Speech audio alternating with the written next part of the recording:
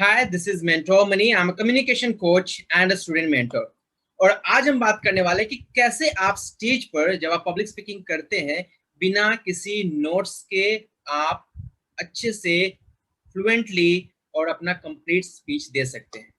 तो ये एक बहुत ही इंपॉर्टेंट इशू है that you see many times many of my students they come to me and they complain that when they go on the stage they have chances that they could forget the script, they could forget the speech.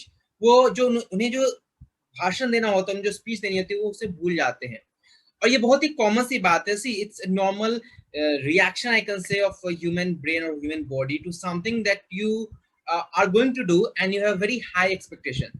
जब भी हम किसी ऐसी चीज को करते हैं जिसके लिए हमें लगता है कि बहुत ही हाई एक्सपेक्टेशन हमने खुद ने बना रखी है और इसके साथ ही बहुत ही हमारे ऑडियंस को भी बहुत ही हाई एक्सपेक्टेशंस है, तो डेफिनेटली हम अगर उस चीज को करने के आदी नहीं है, if we are not habitual of doing that thing, हम नर्वस हो सकते हैं और नर्वसनेस में चांसेस है कि हम अपने स्क्रिप्ट को फॉरगेट कर सकते हैं। फाइन।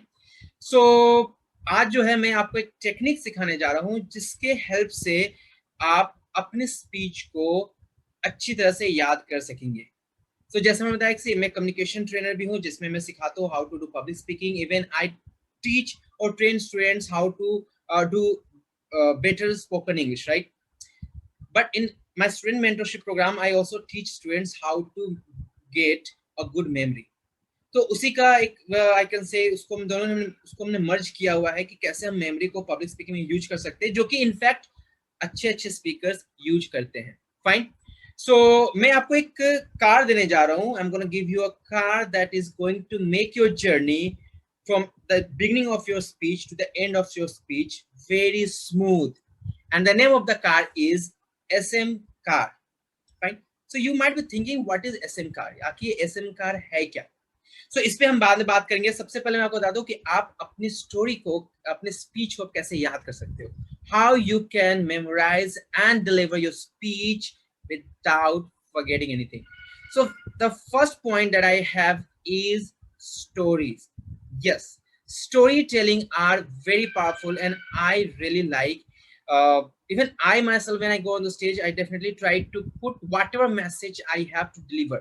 जो भी मेरा मैसेज होता है डिलीवर करने के लिए, मैं चाहता हूँ कि मैं उसको स्टोरीज के थ्रू डिलीवर करूँ, because you know your human brain is hard wired for stories. हमारा जो दिमाग, जो इंसान का मस्तिष्क है, वो कहानियों के लिए बना हुआ है। हमें कहानियां सुनना बहुत पसंद है, हम कहानियों को फील करते हैं और यही रीजन है कि जो मूवी का जो बाजार है, मूवी इंडस्ट्री, बॉलीवुड हो गया इंडिया में, वो इतना बड़ा है क्योंकि हमें पसंद है। हम वो स्टोरीज को भी हम देखते फील करते जो हमें पता है कि ये रियलिटी में पॉसिबल नहीं है। हम जानते हैं कि हीरो ऐसे बड़ी बड़ी बिल्डिंग से छलांग नहीं मार सकता, वो ऐसे गाड़ी को नहीं उछाल सकता है, बट फिर भी हम देखते हैं। क्यों? Because human brain is hard wired for stories since the beginning of human existence. Fine. So सबसे पहले क्या करना है कि आपको अपने जो भी आपका स्क्रिप्ट है, you have to find out कि हम कहाँ कौन सी स्टोरीज पे फिट कर सकते हैं। अगर आपने 2-3 स्टोरी सोच लिया तो इनफैक्ट आपको भी स्टोरी याद रहने वाला है और स्टोरी के थ्रू एक प्रॉपर ट्रांजिशन में आप बिना चीजों को भूले आप डिलीवर कर सकते हो। और if you are associating one idea with one story, so chances है कि अगर आपने सेकेंड नंबर की स्टोरी को पहले भी बोला and you told the first story in the end, still if the idea is communicated, क्योंकि हर स्टोरी के साथ एक आइडिया कनेक्टेड होता है, आप इजिली बिना मैसेज को मैसअप किए आप अपना स्पीच दे सकते हो। सो फर्स्ट है स्टोरी टेलिंग। आप कोशिश करो कि अपने स्पीच में स्टोरी डालो। उससे क्या होता है कि आप खुद भी अपने स्पीच को you can easily memorise and also you can deliver it and your speech will have a better impact. Second is use of stage movement. आपको स्टेज पे मूवमेंट करना है और इसके थ्रू आपको अपनी स्टोरी को याद रखना है। कैसे करोगे मैं बताता हूँ। सपोज मैं स्टेज पे आया और मेरे स्टोरीज में जो है वो 3 पार्ट है, ठीक है। I will stand in the centre of the stage, क्योंकि सी पब्लिक स्पीच कोई भी हो, बिगनिंग में आपको स्टेज के सेंटर में ही खड़ा होना है। आप साइड से या किसी और जगह से आप स्टार्ट नहीं करोगे, ठीक है। वहां से I give my introduction and then I move to the left side. Fine.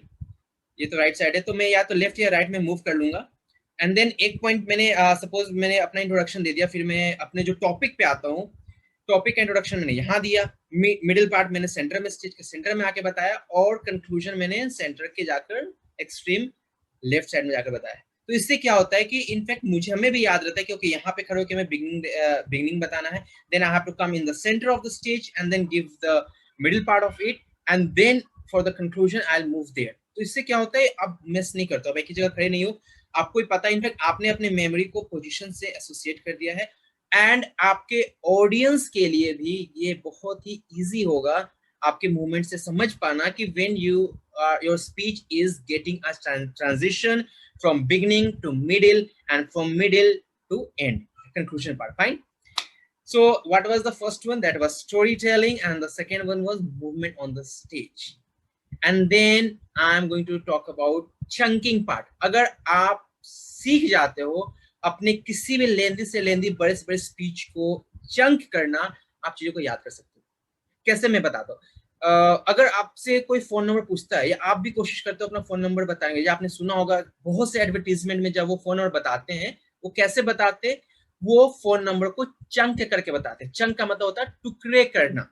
जैसे अगर मैं अपना फोन नंबर जब भी मैं बताता हूँ अपने किसी प्रोग्राम में कि if you want to enrol in any of my programme, you can WhatsApp your name and the course name to 9852-892-892.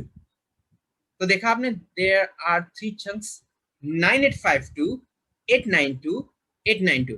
तो इससे क्या होता है कि अगर मैं उसको सीधा बोलता 9852-892-892 में भी आप भूल जाते हैं क्योंकि 10 डिजिट्स हो जाते हैं, ठीक है। इसलिए पहली बात, बिजनेस वाले कोशिश करते हैं कि हम ऐसा नंबर ले जिसको इजिली चंक कर सके, लाइक 455-455 ऐसा कुछ, ठीक है। अगर नहीं भी होता है तब भी जो जिनका नॉर्मल नंबर भी होता है, like my number is different, fine, it's kind of premium number, लेकिन नॉर्मल नंबर भी होता है, उसको भी लोग लिखते भी है चंकिंग में और बोलते भी चंक करके। तो इसी तरह से जब भी कोई हमारे पास ज्यादा टास्क होता है, कुछ स्पीच ज्यादा होता है, तो हम उसको कोशिश करते हैं चंक में। और चंक का एक सबसे अच्छा एग्जांपल जो मैंने अभी आपको जस्ट पहले दिया, that is a very good example of chunking. Like I have a speech, what I did, I gave it 3 chunks. The first chunk I call the beginning, second chunk I call the beginning or the introduction, the first part, second is the middle part, and the third chunk is the end part or the conclusion part. So speech बड़ा था मैंने, लेकिन मैंने उसको क्या किया, chunk कर दिया। Same way if you want to suppose speak about like this day you may have heard of the medicines, इसके क्या है, अच्छे इफेक्ट भी है, पूरे इफेक्ट भी है। तो इसका चंकिंग में आपको 4 पोर्शन बनाना पड़ेगा। You know, you have to make 4 chunks here. First is introduction, second is the advantage, third is disadvantage, and then the conclusion. Like आपने पढ़ा होगा, हम ऐसे लिखते हैं, साइंस इज अ बून और बेन। साइंस क्या है, अभिशाप है या वरदान है? तो हम क्या करते हैं, हम उसमें 4 पॉइंट चंक्स देते हैं। इंट्रोडक्शन देते हैं, अच्छी बातें बताते हैं साइंस का, हमें क्या बेनिफिट है, बुरी बात बताते हैं हमें क्या नुकसान है, जैसे इलेक्ट्रिसिटी, फायर, इसके नुकसान भी हैं, और फिर हम उसका कंक्लूजन देते हैं। फाइन। इंटरनेट का आप ले सकते हैं, इसकी अच्छी चीजें भी है, बुरी चीजें भी है। तो हम बिगनिंग देते हैं, कंक्लूजन देते हैं और बीच में 2 चिढ़ाते हैं। तो हमने इसको क्या किया, हमने इसको चंक्स में बनाना शुरू किया। चंक से मेमोरी, किसी चीज को आप इजिली लंबे टाइम तक मेमोरी में डाल सकते हो। Fine. So moving to the next part, and next part जो है, नेक्स्ट आपका जो टिप है वो मैं बता रहा हूँ, उसको बोलते हैं एक्रोनिम मेकिंग। एक्रोनिम मेकिंग बहुत पावरफुल है और इस चीज से आप बड़े से बड़ी चीज को याद कर सकते हो अगर आप एक्रोनिम बना लो तो। एक्रोनिम क्या होता है? I tell you what is acronym, and this is very powerful. The very first example of acronym that you might have witnessed in your school life is VIBGYOR. You know, when somebody asks you what are the 7 colors of rainbow, then we memorize it with VIBGYOR, red, orange, जो सारे जो 7 colors है, white, indigo, blue, then green, then yellow, orange, red. हम कैसे याद करते हैं? Acronym से। एक्रोनिम से क्या होता है, हमने VIBGYOR याद कर लिया, हमें बाकी चीजें याद हो जाती है easily. We can easily memorize if we put something in VIBGYOR.